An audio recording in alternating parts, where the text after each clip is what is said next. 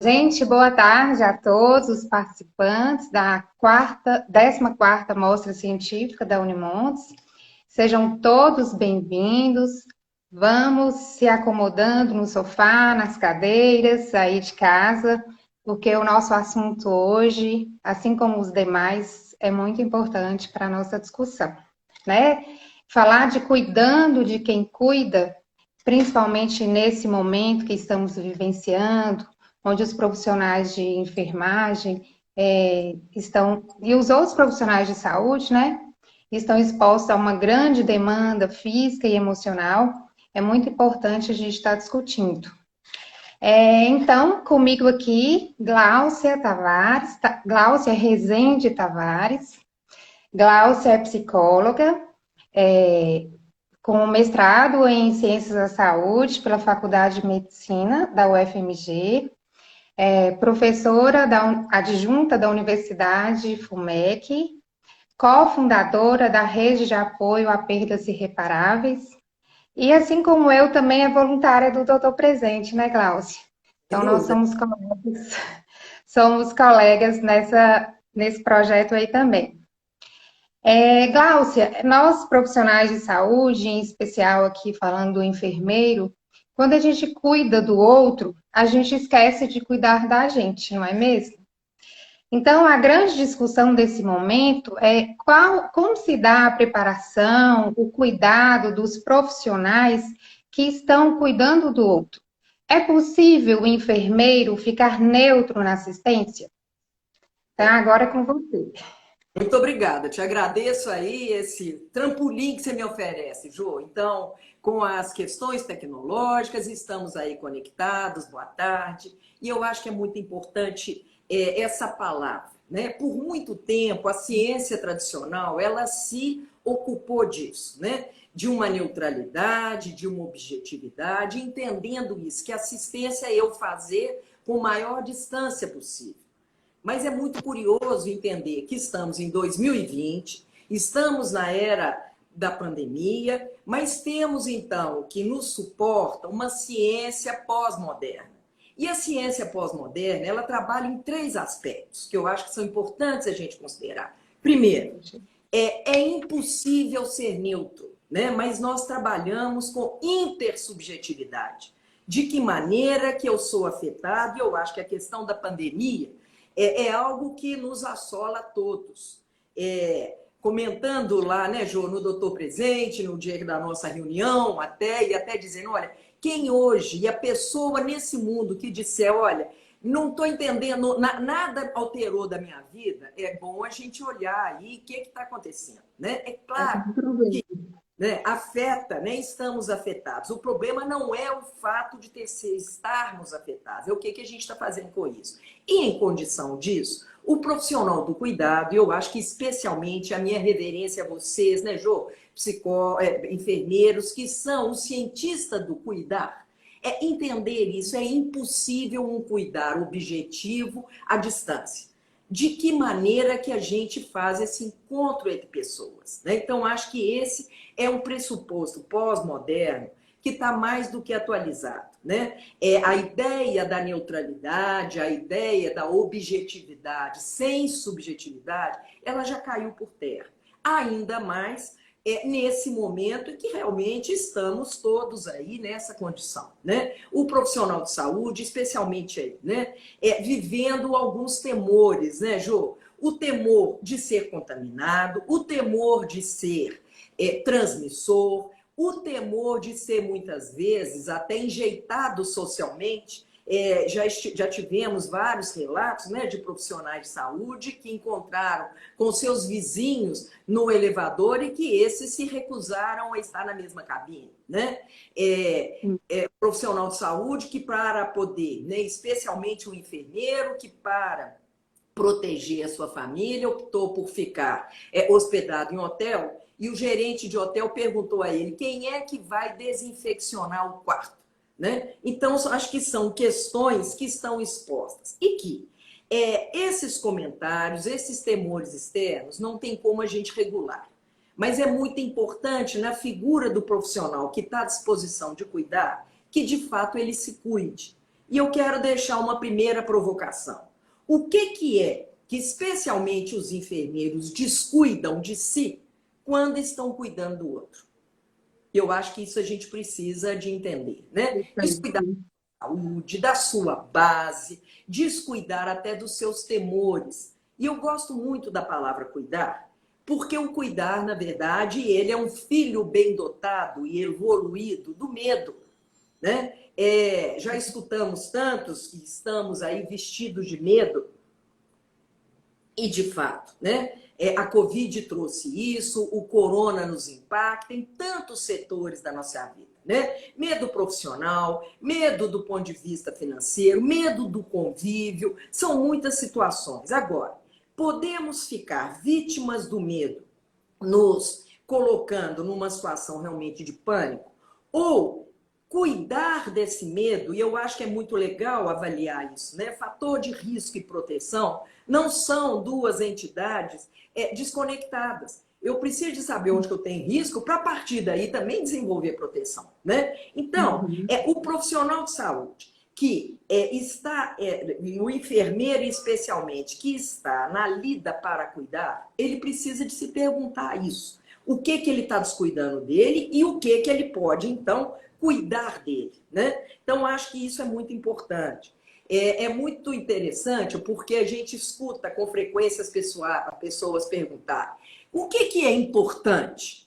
E aí, trabalhando com a palavra até importante, é interessante que importante vem de importar, né? E que ao enfermeiro, que muitas vezes ele fica tanto se colocando na posição de se exportar, ele porta para cuidar do outro, mas não se importa, ele se fragiliza, né? Então, é interessante perceber, e eu faço uma distinção de que vulnerabilidade é diferente de fragilidade. A vida é vulnerável. E exatamente porque a vida é vulnerável que nós precisamos de respeitar limites, os nossos limites e os nossos limites profissionais, né? Então, o enfermeiro, inclusive, né, ter aí a sua formação, estamos diante desse evento, a questão aí de que não faremos tudo, né? E eu acho que isso, muitas vezes, essa é uma vulnerabilidade real que pode virar fragilidade, né? O profissional se cobrar que não fez tudo. Olha, essas referências, elas são fora da vida, porque a gente faz nem tudo e nem nada, mas o que é possível, né? E a cada... Hã? O que dá conta de fazer, né? Né? E aí eu acho que é interessante, porque a gente fala muito disso, né? Do dar conta, no aspecto aí até contábil, né? Mas é muito legal avaliar isso. O que é possível? E nessa história, cuidar de quem cuida, essas três instâncias são importantes. O autocuidado, o cuidado em torno realmente dos seus parceiros de trabalho, da sua rede de trabalho, e num terceiro e honroso lugar, o cuidado a que a gente presta assistência. Se essas três dimensões, e elas não são indissociáveis, mas elas têm prioridade. É impossível, de fato, eu estar desguarnecido para poder atender a outra pessoa, né? Há muito tempo, Jô, eu fui fazer um curso de massagem terapêutica. E, num determinado momento, eu estava lá exercitando, a pessoa estava numa esteira e eu, então, ajoelhada, cuidando dela. E aí veio o professor e com 2 dedinhos ele empurrou as minhas costas, eu caí em cima da outra pessoa, né? E isso foi. E a outra pessoa era um colega e a gente estava em treinamento e ele mostrou, ele falou, olha, no seu afã de cuidar, você estava tão mal posicionado, se descuidou tanto, que os meus 2 dedinhos foram suficientes para que você caísse. E eu acho que essa é uma metáfora que vale em qualquer situação, né? Então, se estamos, sim, direcionando a nossa conversa para os cientistas do cuidar, não é um cuidar de uma mão única, né? No mínimo, para que a gente possa ter coerência, consistência e consciência. Quer dizer, aquilo que a gente, de fato, valoriza no outro, lembrar, né, Jô, que o outro mais pertinho de nós somos nós mesmos. E que isso não é egoísmo, né? Mas que é uma base de sustentação. Tudo bem. nesse sentido, né? O cuidar, ele marca para nós a história do tudo ou nada e entender que onde a gente é muito rígido, tem que ser desse jeito. E se não for desse jeito, não serve de jeito nenhum. Certamente nós vamos nos fragilizar, né? Então, ter flexibilidade para poder lidar com as circunstâncias, com os recursos, com as condições que, de fato, o momento apresenta, né? A história, né, de fato, e eu acho que é muito interessante, o Rodrigo Luz, que é um colega, né, psicólogo, e ele vem oferecendo nas pílulas de saber e sabedoria, uma dica que foi muito legal, né, e que está conectada aí ao Doutor Presente, um trabalho que ele vem desenvolvendo junto com o Alexandre, com a Ana Cláudia, que Alexandre também estará aí com vocês, né, conosco, né? E eu acho que é interessante quando o Rodrigo Luz chama atenção para o auto perdão. E eu brinco algumas vezes que eu digo que o perdão como toda palavra que ela tem um prefixo, um sufixo on, que vai falar de uma coisa grande, né? Mancas, errão, né? O perdão é uma perda grande, né? E a perda do nosso delírio de grandeza, de achar que a gente vai dar conta de tudo, nós não damos conta, né? Então, o nosso perdão de avaliar isso. O que que eu posso nessas condições? O que que é possível? O que que cabe? Ter essa flexibilidade e entender que o nosso grande mestre para aprender é a gente reconhecer também os nossos erros. É muito curioso, né? Porque um dos valores muito exaltados, especialmente do século XX, era o saber. E eu brinco algumas vezes que tem até um livro que eu gosto muito dele, que é o livro do Leonardo Boff, que é o Saber Cuidar, né?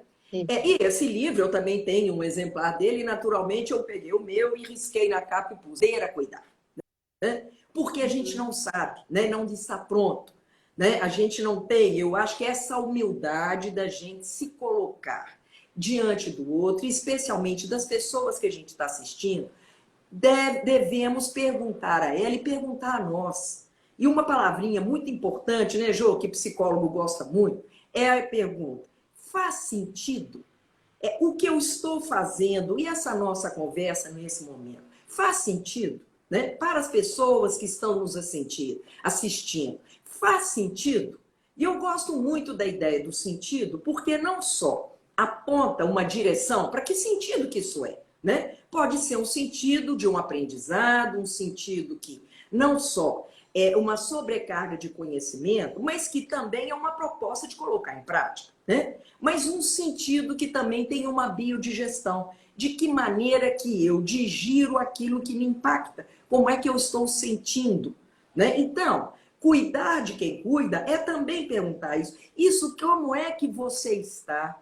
Exercícios, né, que a gente possa ter dessa avaliação do dia. Como é que esse dia está me fazendo? Como é que essas ações? Como que eu posso ter uma parada para respirar?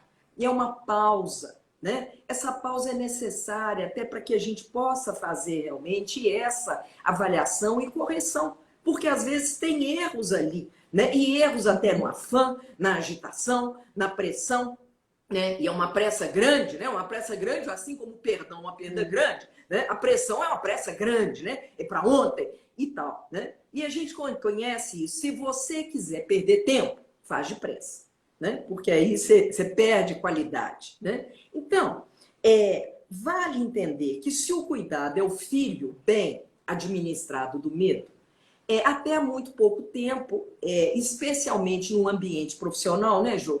É quase como se fosse interditado um profissional admitir que ele tinha medo, ou ele poder expressar isso, né? E a gente vive, então, hoje uma situação que a gente tem medo do medo, né? E o medo do medo, que a gente nem fala dele, e algo que a gente não fala, algo que a gente não expressa, não tem dúvida que o nosso corpo fica acometido, nós ficamos impactados, né? A meu ver, o conceito e o nome psicossomático, para mim, é redundante, porque todo sintoma físico, ele tem um componente emocional. Nós não somos gavetas indissociáveis, né? Agora, poder expressar conosco, com quem possa ser confiável, e o medo nos coloca numa situação realmente de buscar situações confiáveis, é deixar então que aquilo que nos incomoda deixa de ser fantasma. Porque vira fantasma e muitas vezes pesadelo, aquilo que nos assola, aquela experiência, ou aquela circunstância, ou aquele momento, que a gente nem se permite verificar, localizar. Poder compartilhar medos e que esses medos e com quem a gente pode fazer, em que condições, possa nos dar, como um substrato disso, leveza. E é possível a gente ter leveza e, a partir daí, até termos outras referências de como é que a gente pode lidar com essa situação, né? De que maneira? Portanto, é muito interessante perceber que hoje, né, especialmente aí para profissionais de saúde, a gente tem observado isso, né? Não só a Covid mata, mas pessoas, e a gente tem tido notícia disso, de pessoas com problemas cardiológicos, por exemplo, que não têm recorrido ao hospital com medo, porque o hospital virou hoje uma ameaça muito grande, né? Uma situação que vem sendo aí, certamente haverá um desdobramento do presente, né? Tratamentos de câncer que estão sendo interrompidos porque as pessoas estão com medo. Sim. Né? Então, transformar esse campo de medo em cuidado, em proteção. Né? De que maneira que esse acompanhamento a outras mazelas, que não seja só o Covid, elas precisam também, elas pedem, né? Para serem também assistidas. Quer perguntar alguma coisa? Estou aí à disposição. Em que momento você acha que o profissional de saúde deve procurar ajuda? Tá. Olha, é muito curioso essa palavra da ajuda, né? E aí, a gente lembrar isso. Olha, o outro mais pertinho da gente é a gente mesmo. A ajuda, ela vem desde um embaraço no dia a dia. Existem situações e pedidos de ajuda entre colegas, entre parceiros, né? E que, se essa situação ela possa ser trabalhada e dissolvida antes dela ficar encrudecida, enrijecida, fica mais absorvida, cresce menos, né? Então, existem pedidos de ajuda que possam ser rapidamente atendidos se a gente tiver essa clareza e se o profissional souber o que pedir, a quem pedir, a que hora. Quanto menos acúmulo, né? E a gente entende disso, nós falamos de flexibilidade e rigidez, quanto menos enrijece, menos chance de ter aí outras complicações. Por outro lado, se a pedida de ajuda ali do corriqueiro existirem outras dores, e é interessante porque em momentos, especialmente ao que a gente está vivendo, algumas vezes abrem outras gavetinhas de dores antigas e de condições até que possam ser sobrepostas, né? E é legal que a gente identifique isso, né? A quem eu posso recorrer? Então, a recomendação é essa. No menor sinal de instabilidade, é legal reconhecer, fazer de conta, e eu acho que é muito interessante, quando até você estava dizendo do dar conta, uma coisa é o dar conta de tornar possível fazer, mas algo que vira fantasma, como eu disse, é o fazer de contas. Mais do que fazer de contas, vamos fazer as contas. Então, se por turnos, né, nos plantões, nos dias, a gente fizer um balanço, olha, o que ficou como pendência? O que ficou como recurso até técnico que eu não me senti à vontade, que eu não me senti seguro? Porque a questão do medo é que ela aponta para a gente construir segurança. Não teremos garantia na vida, mas é possível conquistar a segurança, né? Então, essa avaliação em escala menor, ela, quanto menos ela evoluma, mais fácil a gente tem, e isso a gente conhece na saúde, que a prevenção, né? A promoção, ela é muito mais ágil, né? Do que, de fato, trabalharmos quando a situação já se reverte em num dano maior, tá? Mas, por outro lado, e eu quero voltar, né? De novo com a proposta das pílulas, porque realmente baseado até naquela ideia que você me perguntou de início, né, Ju? Se existe a neutralidade, muitas vezes existe uma hiperexigência de que eu não posso sentir né? Eu estou voltada para o outro, não tem tempo para mim, vê lá se eu vou ter tempo para fazer isso. Quer dizer, isso no mínimo é uma proposta, no mínimo incoerente.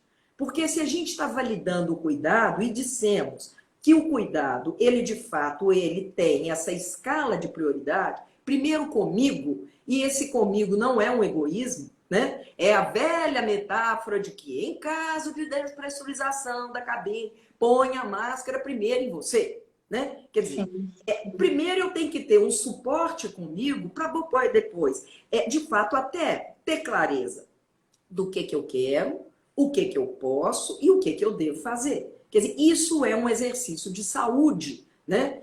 Saúde não quer dizer que não exista desafios, que não exista erros, que não exista revisão de posição. Sem dúvida nenhuma que não, né? Mas que a gente possa realmente trazer aí essa condição. E aí, escuto muito frequentemente, Jô, especialmente profissionais de saúde, dizer, nossa, mas eu estou me sentindo impotente. E eu quero dizer que a impotência, ela é a antessala da onipotência. E são duas referências fora da vida aí que a gente se maltrata muito. Porque ninguém é impotente de não poder fazer nada e ninguém é onipotente de dar conta de tudo, né? Então, entre a impotência e a onipotência, existe a compotência. O que é possível? Qual é a minha competência nesse momento? A minha competência do ponto de vista teórico, do ponto de vista prático, do ponto de vista pessoal, que, de novo, não são indissociáveis. Então, é muito legal a gente poder situar isso ao sair para trabalhar, né? E uma vez que estamos aí como profissionais de saúde sendo solicitados, eu preciso de perguntar como é que está o meu arcabouço, em que solo que eu estou pisando para eu poder oferecer ajuda, né? O que é que nesse momento, onde é que a situação não está tranquila na minha vida e o que eu posso, diante disso, quais são as saídas possíveis, né? Então, avaliar, né, Jô, diante disso, que um cuidado essencial é a presença. Eu adoro ser o doutor presente porque chama atenção para isso, né? É presente, né? É no momento. Se a gente não está falando que aquilo que a gente sente, aquele impacto, não deve ser acumulado, quanto mais atual, atuante e atualizado a gente estiver conosco, e atualizado não só do ponto de vista teórico e nem técnico, mas também pessoal, né? Como é que, né? E hoje, especialmente, estando aqui conversando, 18 de maio, o que essa época, esse dia marca? O que é que eu quero que esse dia traga, né? Avaliar até isso. Onde é que ficaram aí pendências pessoais, como que até nessas relações familiares, pessoais, eu estou no meu trabalho, isso não está indissociado, né? Uma questão que eu acho, eu gosto de brincar com as palavrinhas, né? Que muitas vezes o trabalho ele pode ser uma forma que eu chamo até de distraição. Existem problemas domésticos e aí eu vou para o trabalho, ali eu me desconecto, ou então eu estou me distraindo da situação de base, mas aquilo está ali comigo. Quer dizer, muito mais do que uma distraição, que a gente avalie, olha, como é que eu posso, né? E aí, se estamos chamando atenção para a presença, para o presente, exercício de respiração, essencial, essencial, né? Especialmente, e é interessante, porque, de modo geral, né, Jô? As práticas até meditativas, né, elas também enfatizam, e hoje em campos os mais diversos, a neurociência tanto salientando aí a questão da respiração, mas eu quero enfatizar a expiração. Primeiro, expira para depois inspirar, né? E é claro que é um território meu, porque quem expira não pira. Dá espaço, né? E a gente pode expirar ideias que já estão antigas, né? Falamos tanto aí do novo normal que está presente e que, na verdade, o mundo está aqui esperando, talvez o nosso olhar mudar, né? E especialmente ao profissional do cuidar, que não é um cuidar tipo exportação. exporta, mas também importa. Como que eu estou importando comigo? Ou por onde anda o meu descanso? Cadê a minha qualidade de sono? A quantas andam os meus sonhos, né? E entendendo isso, e Krishnamurti que nos ensinou, né? No dia que as nossas relações em vigília elas se derem de uma maneira satisfatória, nós não vamos precisar de sonhar. Mas se temos pendências, nós sonhamos. E os sonhos são muito interessantes, né? Porque muitas vezes eles vêm até como capítulos de novela. São temas que eles se mostram recorrentes, enquanto a gente não busca uma forma favorável de solução, né? Então, buscar criativamente soluções para problemas. Problemas e dificuldades são inerentes à vida. E é muito interessante porque a sensação e a satisfação de ter problemas resolvidos é muito grande. Mas muitas vezes a gente estabelece uma distraição que eu não quero nem ver que tem problema. Eu nem quero ver que teve algo a ser, né, atualizado, organizado. Então, requer humildade. Né? Requer humildade para avaliar. Olha, hoje eu fiz desse jeito, o que eu faria diferente amanhã? Né? Evidentemente que as experiências não são iguais. Cada dia é um dia. Mesmo se amanhã nós combinássemos, né, Jô, essa mesma conversa, seria outra conversa. Eu seria outra, talvez eu com mais agilidade para poder nos conectar, as situações seriam outras, né? Os assuntos poderiam ser outros. Né? Então, essa atualização também é legal da gente avaliar. Não é igual, né? Mas podemos sim nos inspirar para contínuos aprendizados. Né? E aí, eu quero enfatizar de novo esse aspecto. Coerência, consistência e consciência. Fazer aquilo que eu acho que é legal para o outro, mas é legal só para o outro e que eu não executo comigo, tem alguns problemas. Eu me lembro, não tem muito tempo, mas antes da era Covid, ao qual a gente está, eu atendendo uma cliente no consultório e ela falou que iria, então, marcar uma consulta com um cardiologista. E aí, quando ela voltou, eu perguntei como é que tinha sido e tal, e ela me descreveu algumas coisas que eu achei curiosas. Ela falou assim, lá eu não volto mais. Isso, para psicólogo, é prato cheio, né? O que houve, o que aconteceu e tal. E ela dizendo, ó, um cardiologista obeso, fumando um cigarro atrás do outro e me dando uma série de prescrições. Quer dizer, isso é muito curioso, porque não quer dizer que nós, profissionais de saúde, somos perfeitos. Mas, no mínimo, né, aquilo que a gente preconiza, perguntar, aquilo é só vitrine? É só para eu instruir outras pessoas? Ou é algo que, de fato, eu me implico? Isso é valor para mim? Mas é valor para eu colocar em prática ou é valor apenas para dizer que tem que ser feito? Né? Então, vejo que a saúde do profissional de saúde e um dos antídotos a burnout, que está tão presente aí, ou a esse desgaste, né? E é um termo até hoje em desuso, que é a fadiga de compaixão, né? Mas lembrar que essa fadiga, ela ocorrerá quanto menos a gente for e tivermos compaixão por nós mesmos. Nós temos limites.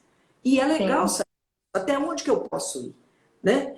Pensando até em termos de gestão, e é curioso isso. Como que numa equipe é possível compor um profissional dizer, olha, hoje eu não estou bem. O que eu posso ficar na retaguarda para que você possa ficar à frente e depois isso é possível fazer até esse revezamento. Né? A imagem metafórica que me vem, né, Jô? O voo dos pássaros, né? E aquele voo em V. Como que essa posição não é uma posição fixa? E eu acho que é interessante entender isso, né? Existem cargos hierárquicos na liderança, mas isso não é fixo. E um aspecto que eu vejo, que é um outro elemento do cuidar, que por muito tempo foi desvalorizado, que é a questão da sensibilidade. Por muito tempo entendeu-se que sensibilidade era frescura, era fricote, ou muitas vezes eu já escutei isso, olha, não conversa com aquela pessoa não, que ela é muito sensível, ela chora à toa. Olha, uma pessoa que chora à toa está longe de ser sensível, ela é viciada em choro. Porque a sensibilidade tem choro, sim, mas ela ri. ela se enfurece, ela tem. Então, ela passa pelas 5 emoções básicas. Tem medo, tem raiva, tem preocupação, tem tristeza, mas tem alegria. Quer dizer, poder compor esses 5 dedos da mão, né? Isso é transitar também em sensibilidade. E é perguntar por aí, né? Meus alunos falam, e eu gosto muito mesmo, né, de Guimarães Rosa. E o Guimarães Rosa, então, nos ensina, olha, o medo nos pega pelo enraizado, né? E é interessante porque a cosmovisão taoísta vai mostrando essa relação entre medo e rim, né? Quer dizer, é na base, né? As pedras, os cálculos renais, quer dizer, quantos medos que ficaram ali, tão desidratados, tão ressecados que viraram pedra, porque as nossas emoções elas podem ser hidratadas, né? E eu posso, a partir sim de reconhecer esse medo, pedir ajuda a mim, pedir ajuda aos meus pares, né? Pedir ajuda de uma maneira que, de novo, não é uma imposição, não é um ato de fracasso nem fraqueza, mas, pelo contrário, a força de poder se situar, né? Se cuidar para poder, de fato, estar aberto ao outro, né? Assim como estou dizendo da coerência, da consistência e da consciência, quero apresentar também mais 3 outras palavrinhas, né? Que é ser ações simples, sinceras e serenas.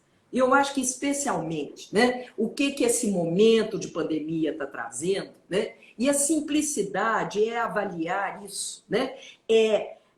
Muitas vezes entendemos que simples não quer dizer isolado, a vida ela é complexa. Pensar em saúde, e o tema saúde, profissionais de saúde, é um tema complexo. Saúde não cabe num campo disciplinar. Quem é que cuida da saúde, né?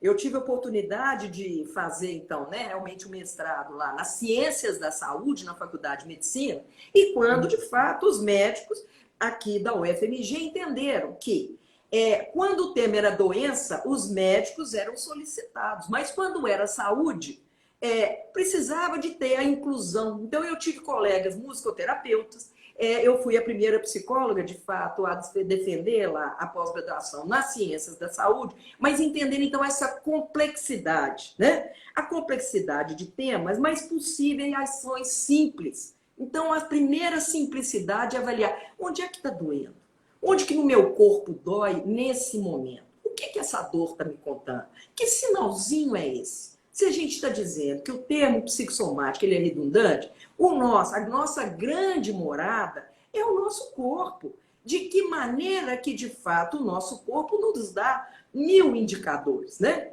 Muitas vezes dor de coluna, né? Como uma sobrecarga, e não é à toa a dor cervical de querer carregar o mundo, né? Quer dizer, são etapas, inclusive, importantes da gente avaliar isso, né? Hoje, a ideia de um trabalho é um trabalho em corresponsabilidade, é um trabalho em decisões compartilhadas, é um trabalho que, de fato, não é isolado, né? Nós não estamos isolados. Então, a simplicidade é entender esse aspecto, né? O aspecto da sinceridade, e sincero quer dizer sincera, né? Sem muita forma muita vitrine, ou muitas situações que protejam e nos defendam, mas que a gente possa ter clareza.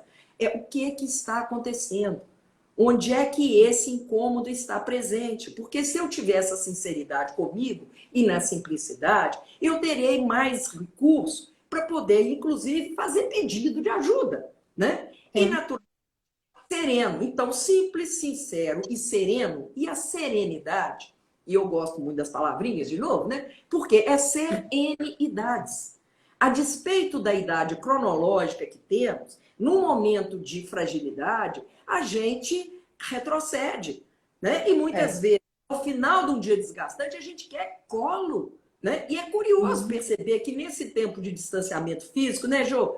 Muitas pessoas vêm dizendo, eu tenho saudade de colo, né? Bom, E aí, né? E eu aprendi ao lado disso que se o colo físico não é possível, nós podemos nos abraçar. E nós podemos nos abraçar ao abraço da borboleta, né? Colocar aqui os polegares entrelaçados e tocar aqui, né? De uma maneira mínimo, né? Como uma metáfora, como uma representação desse caminho de estarmos de peito aberto, né? Entendermos aqui, né, que originalmente a nossa glândula timo, né, aqui tem a nossa sede, né, o timo, que é o nosso estímulo, né, que nos estimula, e que a primeira pessoa a nos estimular somos nós mesmos, né? No momento em que a gente desperta, abre o olho para iniciar uma jornada, é muito legal perguntar o que me move hoje? Qual é a minha promessa e qual é a minha esperança para o dia hoje? Então, o simples é a gente buscar ações pequenas, possíveis, passo a passo, e de uma maneira realmente que seja possível. Quer dizer, precisa de ter muita humildade para isso, porque muitas vezes a gente quer projetos e coisas sensacionais, enormes, gigantescas. Não, né? O nosso dia a dia, ele começa dessa forma, né? É pouco possível em ações práticas. E eu acho isso muito genial, Jô, porque se a gente falou, a princípio, da inexistência da neutralidade, do encontro da intersubjetividade, me encanta muito também a nós, psicólogos, podermos falar de coisas objetivas, práticas. Porque o mundo objetivo sem ação prática não rola, né? E, aliás, voltando à Bíblia, né? Pensamentos, palavras e obras. Quer dizer, o que eu percebo, como é que eu me organizo e o que eu faço, né? Onde é que eu me oriento? Fazer de uma maneira intempestiva, sem reflexão, fazer de qualquer jeito, como a gente estava dizendo, na pressão, é um desgaste. Mas uma ação que tenha essa oportunidade de avaliar o que emerge e que necessariamente não precisa ser urgente correr, é óbvio que tem essas sensações, né?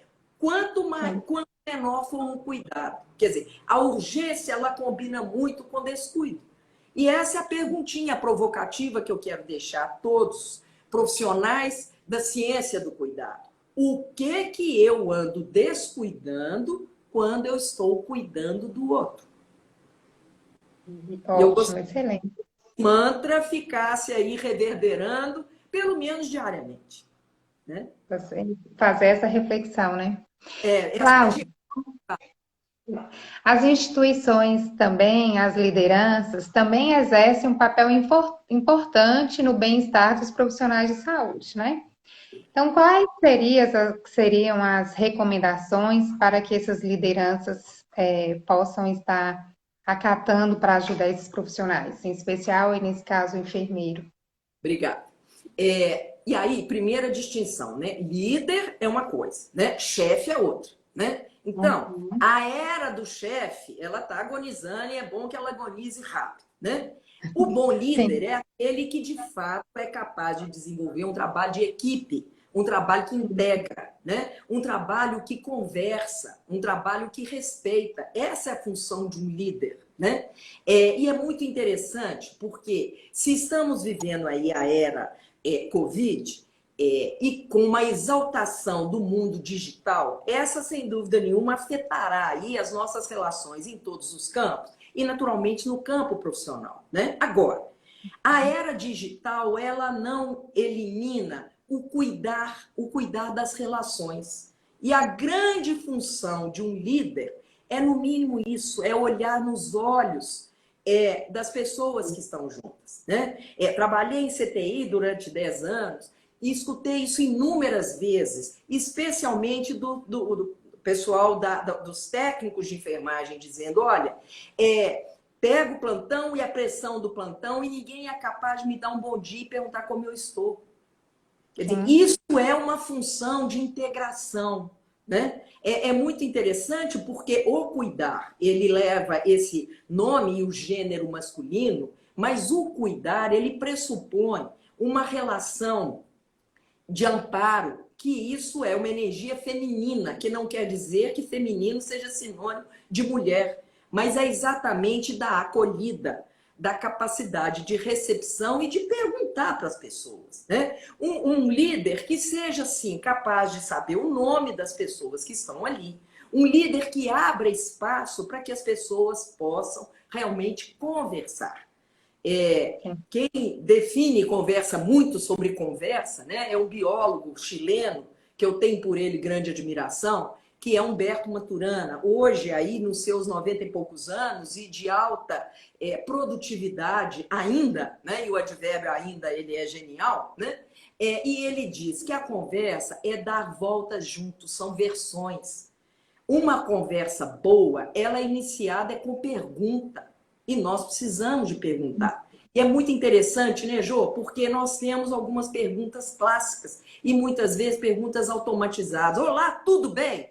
Olha, ninguém está tudo bem, né? E essa é uma pergunta que ela já fica muitas vezes aí até, né, no cumprimento do protocolo, mas ela não toca. Mas eu posso olhar para a pessoa e perguntar como é que você está hoje? Você quer conversar? Né? Então, essa é uma condição da liderança, é aprender e estar disponível, fazer perguntas. Existe um livro que eu gosto muito que se chama Alô, Senhor Deus, aqui é Ana. Esse livro ele é escrito por um físico que adotou um pseudônimo. E é muito interessante porque nesse livro é a conversa de uma menina de 6 anos com o Senhor Deus. Né? E é muito legal, e a beleza onde ela vai, fazendo perguntas.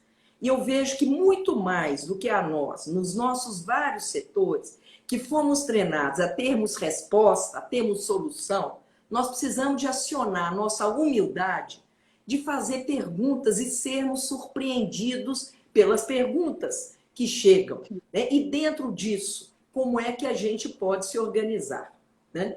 Estou me lembrando de uma outra situação muito curiosa de um neurologista que foi falar sobre neurologia para crianças, a nível maternal, né? E a história das perguntas. E ele falou e fez da forma mais viável para a criança. E aí abriu para perguntas. E aí, num determinado momento, vira um menino e fala assim: Ô moço, você falou tanto do sistema nervoso, eu quero saber do sistema calmo.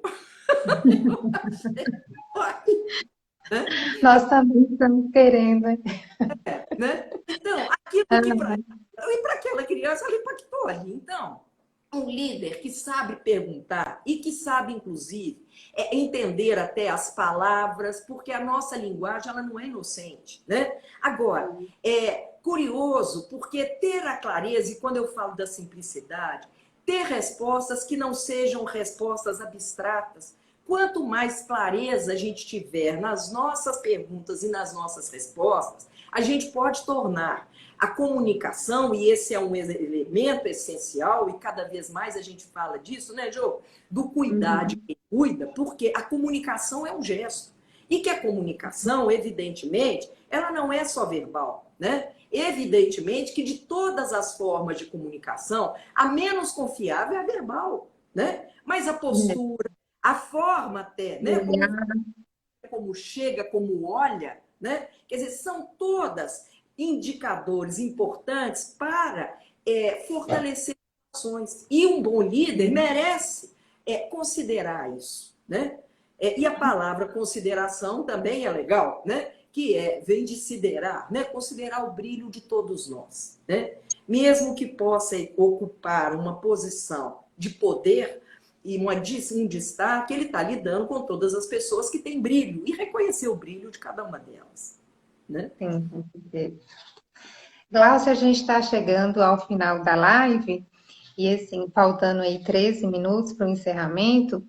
E aí eu queria, qual a mensagem que você deixa para a enfermagem, né? Que você colocou aí, né? E foi discutir também em alguma palestra mais cedo com a professora Doris, os profissionais de saúde que têm a essência, o cuidado, muitas vezes no prédio que eles moram, no elevador, os próprios vizinhos que poderiam estar ajudando a cuidar desses profissionais que são os cuidadores.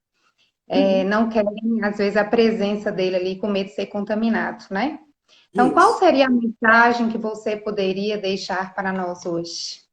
Olha, primeiro agradecer mais uma vez o convite, a confiança, a alegria de estar com você. Espero que tenha tocado e lembrar muito disso, né? Ao lado da saúde, se falamos tanto da humanização, é entender que nascemos humanos E a tarefa de nos humanizar é um exercício evolutivo ao longo da vida, né? E a nossa humanização como profissionais, e especialmente falando para vocês enfermeiros, começa avaliando isso. Como é que eu me vejo? Onde é que eu estou? Onde tem as minhas potências e onde tem também os meus limites? Onde eu me reconheço por inteiro? E diante do por inteiro, mais do que ficar refém de queixas, que a gente possa ter a clareza de fazer pedidos. Pedidos para a gente, pedidos para as pessoas próximas, pedidos para os nossos parceiros e, naturalmente, pedidos à vida. Então, gostaria de agradecer imensamente a sua participação, por ter aceitado o nosso convite prontamente. Não é a primeira vez que você fala para Montes Claros, né? Porque você já esteve aqui no Congresso de Oncologia, né? Eu já venho te acompanhando há algum tempo. E assim, é sempre um prazer tê-la aqui conosco, tá?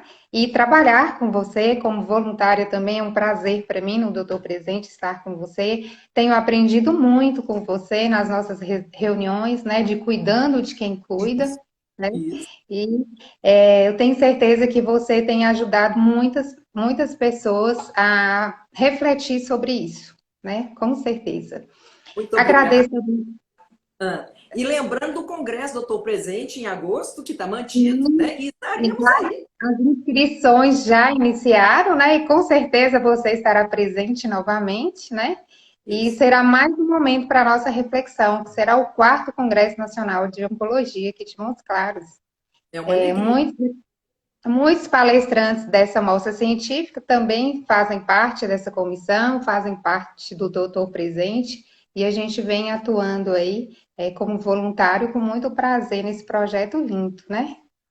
Então, gente, eu agradeço também os participantes da nossa mostra científica de enfermagem.